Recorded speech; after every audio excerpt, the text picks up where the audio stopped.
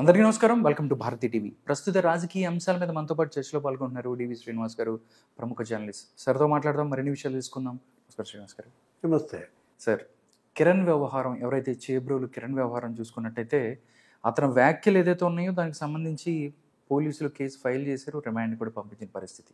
కానీ 2019 నుంచి 24 వరకు వైఎస్ఆర్ కాంగ్రెస్ పార్టీ గవర్నమెంట్లో చాలామంది ప్రతిపక్ష నాయకుల మీద, అప్పటి ప్రతిపక్ష నాయకుల మీద తీవ్రమైన వ్యాఖ్యలు చేశారు. ఇంతకన్నా జుగుత్సాకరమైనటువంటి మాటలు మాట్లాడారు. కానీ వాళ్ళకి శిక్షలు లేవా అని చెప్పి సామాన్య ప్రజలు అవ్వచ్చు, తెలుగుదేశం పార్టీ కార్యకర్తలు ఈ గ్రౌండ్ లెవెల్లో జరుగుతున్న ఇది ఎలా చూస్తారు సార్ మీరు ఈ అంశాన్ని?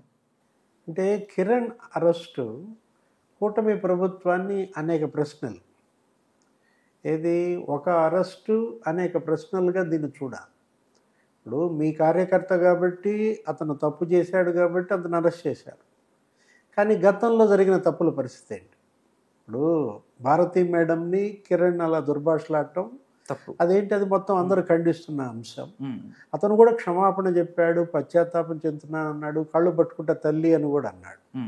అయినా చట్టం తన పని తను చేసుకోబోతుంది. అరెస్ట్ చేశారు, 14 రోజులు రిమాండ్ కూడా ఇచ్చారు. ఇప్పుడు మరి భువనేశ్వరి మేడం మీద మరి దుర్భాషలు వాళ్ళ పరిస్థితి ఏంటి? గతంలో మనం చూసాం, అసెంబ్లీలోనే భువనేశ్వరి మేడంని అసభ్యంగా మాట్లాడటం, వ్యక్తిత్వ హననానికి పాల్పడటం, బయట మాట్లాడటం, లోకేష్ పుట్టుక మీదే అనేక ఆరోపణలు వాళ్ళు చేసిన నేపథ్యంలో అసెంబ్లీలో చేశారు, సాక్షాత్ అసెంబ్లీలో చేశారు, బయట ఛానల్స్ లో చేశారు, సోషల్ మీడియాలో కూడా. మరి వాళ్ళని అరెస్ట్ చేయరా? వాళ్ళపైన కేసులు పెట్టరా? ఇప్పుడు వల్లభనేని వంశీ అరెస్ట్ అయ్యి జైల్లో ఉన్నాడు, కానీ ఈ కేసులో కాదు. అతనేంటి, సత్యవర్ధన్ కిడ్నాప్ కేసులో అరెస్ట్ అయ్యి అతను ఉన్నాడు, ఇంకా వేరే కేసులు ఏవో పడుతున్నాయి. అంటే భువనేశ్వరి మీద మరి ఆ రోజు దొరపూడి చంద్రశేఖర్ రెడ్డి, అంబటి రాంబాబు, వంశీ ఇంతమంది చెలరేగి మాట్లాడారు కదా. మరి కిరణ్ని అరెస్ట్ చేశారు భారతమ్మని తిట్టినందుకు. మరి అంబటి రాంబాబుని అరెస్ట్ చేస్తారా? ద్వారంపూడి చంద్రశేఖర్ని అరెస్ట్ చేస్తారా? వంశీ పైన మరి ఆ కేసు కూడా పెట్టి జైల్లో ఉంచుతారా? ఎందుకంటే ఇవాళ భారతికో న్యాయం, భువనేశ్వరికో న్యాయం కాదు కదా. న్యాయం ఎవరికైనా అందరికీ సమానమే. చట్టం ఎవరి పట్ల అయినా ఒకే రకంగా ఉండాలి. అది మహిళ, వాళ్ళ మహిళల ఆత్మగౌరవానికి సంబంధించి మనం కిరణ్ని అరెస్ట్ చేసింది కూటమి ప్రభుత్వం. 10 నెలలైనా కూటమి ప్రభుత్వం చంద్రబాబు ముఖ్యమంత్రిగా బాధ్యతలు చేపట్టి భువనేశ్వరి మేడం మీద కేసేది, ఆమె పైన ఆరోపణలు చేసిన వాళ్ళ పైన. విజయమ్మ మీద మరి నిందలు వేసిన వాళ్ళ మీద కేసులేవి. ఈమె ముఖ్యమంత్రి భార్యే, ఎవరు, భారతమ్మ. మరి భువనేశ్వరమ్మ ముఖ్యమంత్రి భార్యే, విజయమ్మ మరి ముఖ్యమంత్రి భార్యగా రాజశేఖర రెడ్డి భార్య కదా. అంటే జగన్మోహన్ రెడ్డి సీఎంగా ఉండి తల్లిపై అసభ్య పోస్టులు పెట్టిన వాళ్ళ మీద చర్యలు తీసుకోలేదు. అతను కనీసం గుచ్చుకున్నట్టుగా కూడా లేదు. ఏది, తల్లిపై పెట్టిన, చెల్లెళ్లపై పెట్టిన. షర్మిల అసలు వీళ్ళే చేయించారు కదా సార్ చెల్లెల్ని అయితే. షర్మిల అసలు కంప్లైంట్ కూడా తీసుకోలేదు. ఏదే, అసలు ఆంధ్రప్రదేశ్లో షర్మిల, సునీత వాళ్ళు ఫిర్యాదు ఇస్తే రిజిస్టర్ కాని పరిస్థితుల్లో వాళ్ళు ఎక్కడికి వచ్చి తెలంగాణలో సైబరాబాద్ ఇక్కడికి వచ్చి కమిషనరేట్కి కంప్లైంట్ ఇచ్చారు. ఇప్పటికీ 10 నెలలైనా చంద్రబాబు సీఎంగా విజయమ్మ మీద పోస్టులు పెట్టిన వాళ్ళ మీద చర్యలేవి, షర్మిల మీద పోస్టులు పెట్టిన వాళ్ళ మీద చర్యలేవి. అంటే ఇవాళ ప్రతి మహిళ కిరణ్ అరెస్ట్ పట్ల ఎవరు కాదనలేదు. అందరిలో కూడా ఇవాళ వాళ్ళు ఓహో తప్పు మాట అన్నాడు, శిక్షింపబడ్డాడు అనుకుంటున్నారు. గతంలో తప్పుడు మాటలు మాట్లాడారు. ఇప్పుడు అనిత హోమ్ మినిస్టర్, ఎస్సీ మహిళ, ఆమె పైన ఎలాంటి పోస్టులు పెట్టారు, ఎటువంటి మాటలు మాట్లాడారు. పంచుమర్తి అనురాధ ఎమ్మెల్సీ, బీసీ మహిళ, ఎంత అసభ్యంగా వైఎస్ఆర్ కాంగ్రెస్ పార్టీ ట్రోల్ చేసింది ఆమెని. ఒక్కళ్ళని కాదు కదా, ఇప్పుడు అనూష పైన, గాయత్రి పైన, గ్రీష్మ పైన. గ్రీష్మ ఇప్పుడు ఎమ్మెల్సీ. అరే వీళ్ళు ఏ మహిళను వదిలేశారు? గౌతు శిరీష, గౌతు లచ్చన్న మనవరాలు, ఎమ్మెల్యే. ఆమె పట్ల వీళ్ళు మాట్లాడిన మాటలు, పెట్టిన పోస్టులు ఇప్పటికీ పెడుతూనే ఉన్నారు. ఏది, 10 నెలలుగా ఇప్పుడు తెలుగుదేశం, జనసేన, బీజేపీ ప్రభుత్వం వచ్చినా ఇంకా వాళ్ళ పైన ఇలాంటి పోస్టులే పెడుతుంటే, నిన్నగాక మొన్న అనిత పైన పెట్టారు. హోమ్ మినిస్టర్ అనిత పైన ఆమె ఏదో మేకప్ వేసుకుంటుందంటూ ఈమె పరిపాలన కన్నా మేకప్కే ఎక్కువ ప్రాధాన్యత ఇస్తుంది. అంటే మహిళగా మేకప్ వేసుకోవటం తప్ప? అంటే మేకప్ వేసుకుంటే మీరు ఈ విధంగా పోస్టులు పెడతారు అందరిపైన? ఇప్పుడు చీర గురించి మాట్లాడిన వాళ్ళ మీద కేసు పెడతారా? ఇప్పుడు మనం చూసాం చెల్లి చీర పైన జగన్మోహన్ రెడ్డి వ్యాఖ్యలు, పసుపు చీర కట్టుకుని చంద్రబాబును మెప్పించడానికి వెళ్ళింది అన్నాడు. కేసు పెట్టాలి కదా. ఇప్పుడు షర్మిల ఆత్మగౌరవాన్ని కించపరుస్తూ అతను అన్నైనా కావచ్చు మాట్లాడటం తప్పే కదా. జగన్మోహన్ రెడ్డి పైన కేసు పెడతారా? ఇది మనం అంటోంది అదే. ఒక్క కిరణ్ అరెస్టు ఇవాళ అనేక ప్రశ్నల్ని లేవనెత్తుతోంది. ఇప్పుడు నిన్న కూడా ముఖ్యమంత్రి చంద్రబాబు మాట్లాడుతూ ఏమన్నారు? సోషల్ మీడియాలో అసభ్య పోస్టులు పెడితే అదే చివరి రోజు అన్నాడు. అది అవసరమే. ఏది ఆ వార్నింగ్ ఇవ్వటం అవసరమే. ఆ విధంగా హెచ్చరిక లేకపోతే ఈ మృగాలు దారిలోకి రావు. ఎందుకంటే వీళ్ళు అసలు మనుషులుగా వీళ్ళని చూడటానికి కూడా వీళ్ళే. ఇలా పోస్టులు పెడుతున్న వాళ్ళు వాళ్ళకేంటి అసలు సరైనటువంటి తప్పుడు ఐడియల్తో, బోగస్ ఐడియలతో, అంటే ట్రేస్ చేయటానికి వీల్లేనట్టుగా పెడుతున్న నేపథ్యంలో దీని మీద అసలు ఒక ప్రత్యేకమైన టాస్క్ ఫోర్స్ పెట్టాలి. ఏది ఇవాళ గంజాయి అణిచివేత పైన మనం చూసాం మంత్రివర్గ ఉపసంఘాన్ని ఎట్టబెట్టారు. లేకపోతే ఆకే రవికృష్ణ ఆధ్వర్యంలో ఒక 450 మంది పోలీసులతో ఒక టాస్క్ ఫోర్స్ ఒకటి పనిచేస్తాను. మొన్న కూడా మొత్తం మెడికల్ షాపులన్నిటిపైన దాడులు చేశారు. అంటే అలా ఒక టాస్క్ ఫోర్స్, అలా ఒక ఉపసంఘం పెట్టి ఇదొక కరోనా వైరస్ కన్నా మహమ్మారిగా మారింది. ఏది ఈ సోషల్ మీడియా అబ్యూజ్డ్ ఈ మృగాలు ఈ పైశాచిక ఈ కాండకి గనక మనం ముగింపు పలకకపోతే ఇప్పుడు ఇదొక అడ్వాంటేజ్. ఏది ముఖ్యమంత్రి Chandrababu, home minister Anitha, DGP Gupta వీళ్ళందరూ కూడా ఏంటి ఇవాళ ఒక సందేశం పంపారు. ఏంటి సొంత పార్టీ వాడైనా సరే జైలుకి పంపుతాం అనే ఒక మెసేజ్ ఇచ్చిన నేపథ్యంలో మొత్తం ఎవరిపైన అయినా సరే ఇదే విధంగా ఉక్కుపాదం కనుక మోపితే దెబ్బకి దారిలోకి వస్తుందన్నమాట. అంటే వీళ్ళ దెయ్యం, ఒక దెయ్యం పట్టినట్టుగా వీళ్ళు బిహేవ్ చేస్తున్నారు అన్నది కదా షర్మిల. సైతాన్ సేన అంది. ఎవరిని? జగన్ సేనని సైతాన్ సేనలా నా మీద పడ్డారు. అంటే సైతాన్ ఎవరిక్కడ? జగన్మోహన్ రెడ్డి ఒక సైతాన్ లాగా ఒక social media YSR Congress party ఈ విధంగా అసభ్య పోస్టులు, మార్ఫింగ్ ఫోటోలు, బ్రహ్మణి పైన ఎన్ని పోస్టులు పెట్టారు? అంటే ఎన్టీఆర్ మనవరాలు, ఎన్టీఆర్ కుమార్తెలు, అసలు వీళ్ళు ఎవరిని వదిలిపెట్టారు? వీళ్ళు ఇళ్లల్లో వాళ్ళ గురించి మీరు ఈ విధంగా వీధికి ఏడ్చడం అనేది తప్పు. పబ్లిక్ ఫిగర్లోకి వస్తే మీరు విమర్శించండి, వాళ్ళ విధానాలను విమర్శించండి, వాళ్ళు ఏదైనా అవినీతికి పాల్పడితే విమర్శించండి, అక్రమ వసూళ్లకు గనక పాల్పడితే మీరు పోస్టులు పెట్టండి. అంతే తప్ప మీరు ఇంట్లో ఉన్న ఆడాళ్ళని రోడ్డుకి ఈడుస్తాం అంటే తద్వారా మీరు వాళ్ళని మొరాలిటీ దెబ్బతిద్దామనో, వాళ్ళని ఒక కుంగదిద్దామనో, మానసికంగా హింసిద్దామనో ఈ విధమైనటువంటి పెడధోరణి దీనికి మొదట్లోనే అడ్డుకట్టపడాలి. ఈ వచ్చినటువంటి అవకాశాన్ని దీన్ని ఒక ఆయుధంగా మలుచుకోవాలి.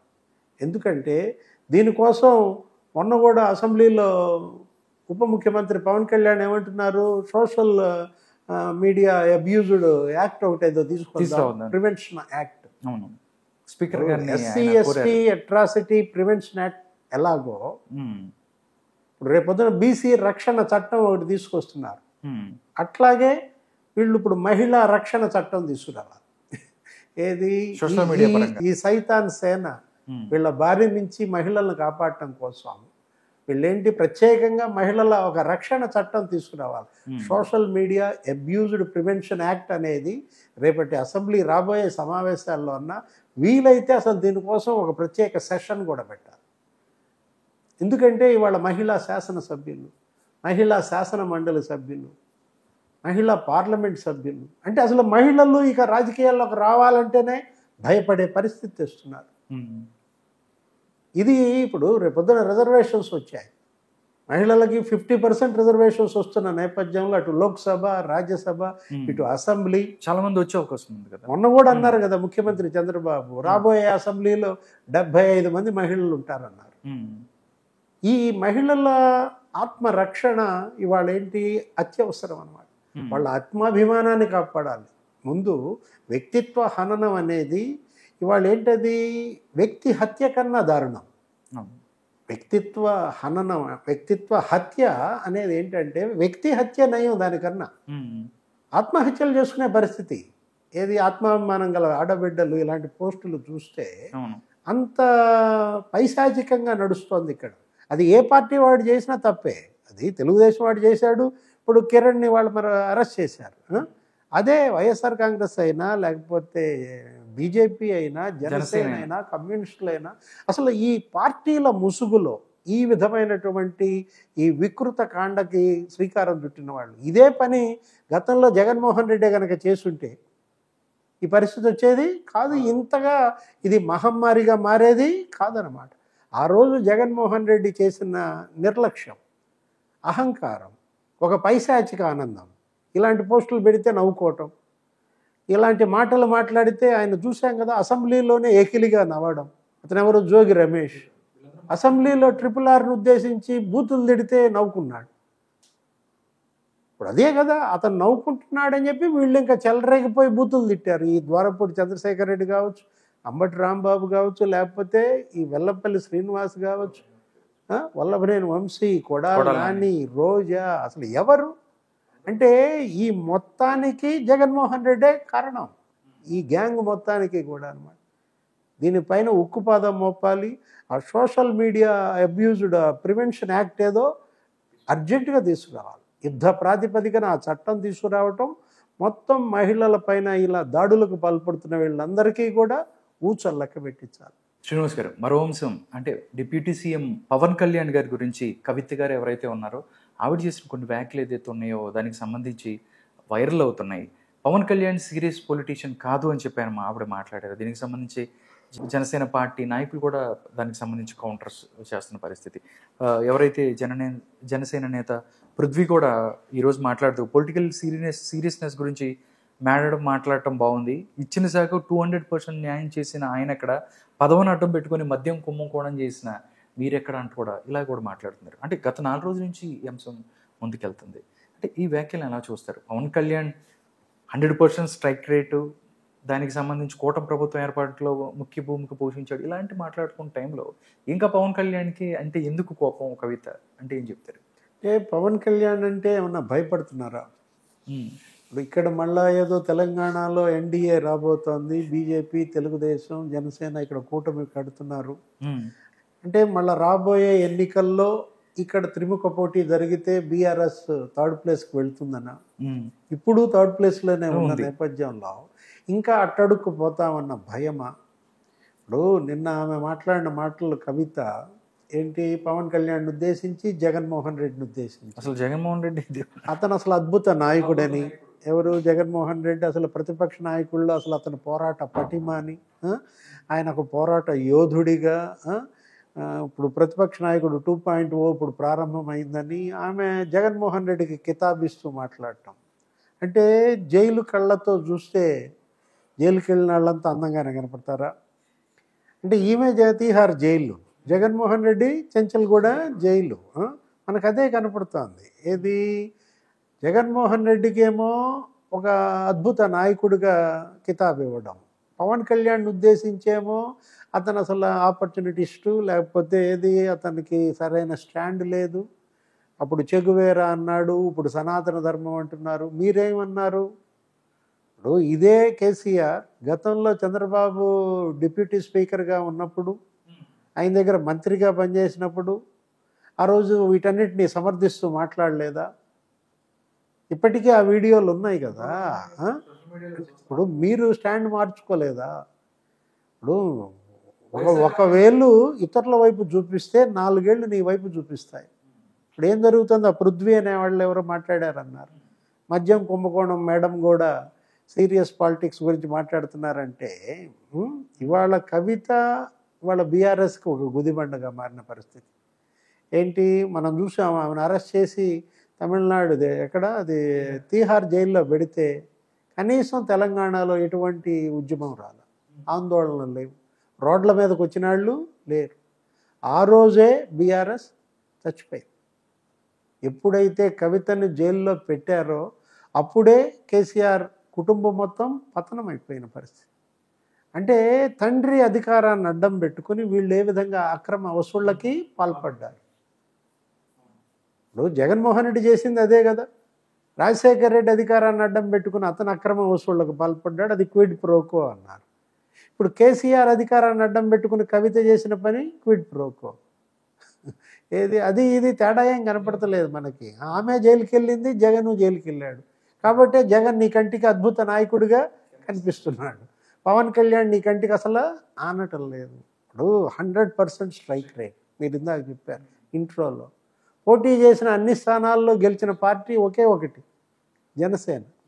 21 స్థానాల్లో పోటీ చేసి అసెంబ్లీకి 21 గన్ షాట్కి గెలిచింది. 2 పార్లమెంట్కే పోటీ చేసింది, 2 గెలిచేసింది. అంటే 100% స్ట్రైక్ రేట్ సాధించిన పార్టీ ఇవాళ నీ కంటికి నాన్ సీరియస్గా కనపడితే, వాళ్ళకి ఒక సీట్ కూడా రాలేదు కదా సార్ పార్లమెంట్లో మొన్న, 0 కదా. ఇవాళ కవిత మాటలు ఏంటి బూమ్రాంగ్ అవుతున్న పరిస్థితుల్లో నరేంద్ర మోడీ ఇవాళ పవన్ కళ్యాణ్కి ఎందుకు ఇంత ప్రాధాన్యత ఇస్తున్నాడు? పవన్ కళ్యాణ్ ఇవాళ తమిళనాడులో, మహారాష్ట్రలో, కర్ణాటకలో, అక్కడ ఇతర రాష్ట్రాల్లో కూడా ఇవాళ ఒక బ్రాండ్ అంబాసిడర్గా, ఏది ఎన్డీఏకి అతను ఒక స్టార్ కాంపెయినర్గా ఎలా ప్రచారం చేస్తున్నాడో మనం చూసాం. అదే రేపు ఇక్కడ బీఆర్ఎస్కి ఏమన్నా గండి కొట్టుద్దనా మీ ఓట్లకి? ముందుగానే అదే కనపడుతోంది మనకి. ఎందుకనంటే ఉలికిపాటు కనపడుతోంది. ఇప్పటికే బీఆర్ఎస్ ఇక్కడ 3rd ప్లేస్కి వెళ్ళిపోయింది. కాంగ్రెస్, బీజేపీ 2 జాతీయ పార్టీలు తెలంగాణని చెరిసగం పంచుకున్నాయి. అసెంబ్లీ ఎన్నికల్లో కేవలం 8 అసెంబ్లీ స్థానాలకే పరిమితమైన బీజేపీ పార్లమెంట్ ఎన్నికల్లోకి వచ్చేసరికి సగం సీట్లు కొట్టేసింది. అవును, 17 పార్లమెంట్ సీట్లలో 8 బీజేపీ కొట్టింది. బీఆర్ఎస్ ఒక్కటి గెలుచుకోలేకపోయింది. 4 నెలల్లో బీఆర్ఎస్ ఓట్ బ్యాంక్ 20% పోయింది. అసెంబ్లీకేమో నీకు మరి దగ్గర 39% వస్తే పార్లమెంట్కి వచ్చేసరికి 19%. 20% ఓట్లు అక్కడే కోల్పోయారు. ఈ రోజుకి కేసీఆర్ అసెంబ్లీకి వెళ్ళటం లేదు. ఇప్పుడు రేపొద్దున ఏదో రజతోత్సవ సభ అంటున్నారు, అది వరంగల్లో పెడతామని ముందు, తర్వాత మళ్ళీ ఇటు మార్చారు. అంటే వరంగల్లో జనం రారనా? మొత్తం చెట్లని పీకేసారు సార్ అక్కడ వరంగల్. అంటే ఎక్కడో ఈ హైదరాబాద్ పరిసరాల్లో పెట్టుకుంటే ఇక్కడ ఉన్నటువంటి వాళ్ళు వస్తారు. అంటే కేసీఆర్ 10 ఏళ్ళు ఆయనకు అవకాశం ఇచ్చారు. 10 ఏళ్ళు అవకాశం ఇవ్వటం ద్వారా అతను 10 తరాలకు సరిపోయినంత దోచేశాడని చెడ్డ పేరు మూట కట్టుకున్నాడు. ఇవాళ అవినీతి ఆరోపణలు, కాళేశ్వరం 1,00,000 కోట్లు అదొక పెద్ద స్కామ్ అని, దానిపైన ఒక కమిషన్ కూడా వేశారు. ఇవాళ ఏంటి శనీశ్వరం అంటున్నారు, ఏది కాళేశ్వరాన్ని శనీశ్వరంగా మార్చారన్నారు. ఇవాళ ఏం చేయాలా? 1,00,000 కోట్లు అది అటు ఇటు కొరగాని పరిస్థితి. మిషన్ భగీరథ అదొక స్కామ్, మిషన్ కాకతీయ అది ఇంకొక స్కామ్. అంటే వీటన్నిటిపైన విచారణలు, ఏది ఛత్తీస్గఢ్ విద్యుత్ కొనుగోళ్ల కుంభకోణం. ఇప్పుడు 2 కమిషన్లు వేశారు, జ్యుడిషియల్ కమిషన్స్. ఇవాళ విచారణలు సాగుతున్న నేపథ్యంలో అసలు ఫార్ములా రేస్ ఏదో ఉంది, దాంట్లో ఆయన అరెస్ట్ అన్నారు. ఎవరు? కేటీఆర్. అంటే ఇవాళ కవితతో ఆగేలా లేదు, జైళ్ళకి వెళ్ళే వాళ్ళ కేసీఆర్ కూడా ఉండేది. ఇవాళ కేటీఆర్ వెళ్తాడా, కేసీఆర్ వెళ్తాడా? అలాంటి పరిస్థితుల్లో వీళ్ళేంటి ఏదో రకంగా ఉనికి కోసం పోరాటం కనపడుతుంది. జగన్మోహన్ రెడ్డిని మెచ్చుకుంటే ఆయన ఏమన్నా రేపు అసెంబ్లీ ఎన్నికల్లో వీళ్ళకి సహాయం చేస్తాడనా? గతంలో మనం చూసాం. ఏ జగన్ మీద ప్రేమ అయితే వీళ్ళని ఈ పరిస్థితికి తెచ్చిందో ఇప్పటికీ ఆ ప్రేమను చంపుకోలేకపోతున్నారంటే, ఆ రోజు చంద్రబాబును అరెస్ట్ చేసినప్పుడు ఇవే మాటలు మాట్లాడారు. అవును, నోటి దూల. ఏంటి ఇక్కడ ఎందుకు చేస్తున్నారు, ఇక్కడ ఏం సంబంధం, పోయి అమరావతిలో చేసుకోండి, రాజమహేంద్రవరంలో చేసుకోండి అన్న మాటలు కేటీఆర్. పదే ఆంధ్రప్రదేశ్ను అవహేళన చేయడం, చంద్రబాబు జైలుకి వెళ్తే వీళ్ళు నవ్వుకోవడం. ఏం జరిగింది? మొత్తం ఇక్కడ తెలుగుదేశం కేటీఆర్ గారు ట్వీట్లు కూడా, సెటైరికల్ ట్వీట్లు కూడా పెట్టారు ఆయన. చంద్రబాబు అభిమానులంతా ఇవాళ బీఆర్ఎస్ పతనాన్ని ఏ విధంగా చూసాం మనం. అవును, అంటే ఇప్పటికీ జగన్మోహన్ రెడ్డి మీద వీళ్ళకి భ్రమలు పోకపోతే ఆ పార్టీ ఇంకా నాశనం అయ్యేదాకా వీళ్ళు జగన్ వదిలేటట్టుగా లేరు.